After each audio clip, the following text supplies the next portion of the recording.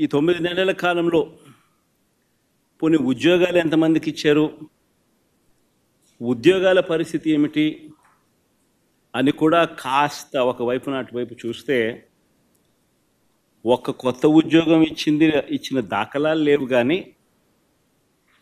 ఊడగొట్టిన ఉద్యోగాలు మాత్రం ఏకంగా 2,60,000 ఉద్యోగాలు, వాలంటీర్ల ఉద్యోగాలు పూర్తిగా తీసేశాడు. 18,000 మంది బ్రేవరీస్ కార్పొరేషన్లో 18,000 మంది వాళ్ళ ఉద్యోగాలు పాయే. 2,60,000 మంది వాలంటీర్ల ఉద్యోగాలు పాయే. బ్రేవరీస్ కార్పొరేషన్లో మరో 18,000 ఉద్యోగాలు పాయే. ఫైబర్ నెట్, ఏపీఎండిసి, ఫీల్డ్ అసిస్టెంట్లు, వైద్య ఆరోగ్య శాఖ, ఇలా ఆయా విభాగాలలో వేల సంఖ్యలో ఉద్యోగాలు పూర్తిగా తీసేశారు.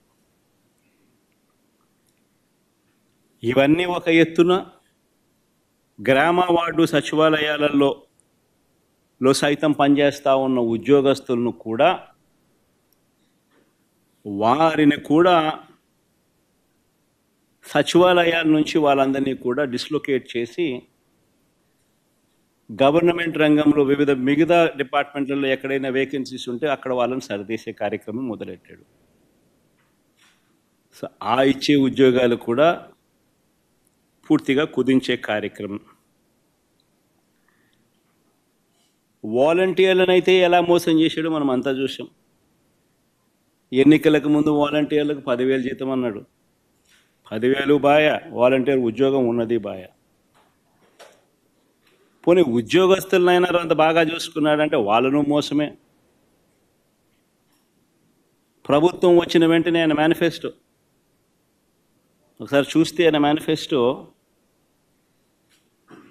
ఆయన ఇచ్చిన 143 హామీలు ప్రభుత్వం వచ్చిన వెంటనే అయ్యారన్నాడు. ఇంటరిమ్ రిలీఫ్ ఇంతవరకు 9 నెలలు అయింది. రూపాయి పెంచింది, రూపాయి ఇచ్చి పుణ్యం కట్టుకున్న పాపాన పోల. 9 నెలలు అయిపోయింది. ఉద్యోగులకు మెరుగైన పిఆర్సీ అన్నాడు. ఉన్న పిఆర్సీ చైర్మన్ బలవంతంగా రాజీనామా చేయించారు. కొత్త పిఆర్సీని ఇంతవరకు వేయలే.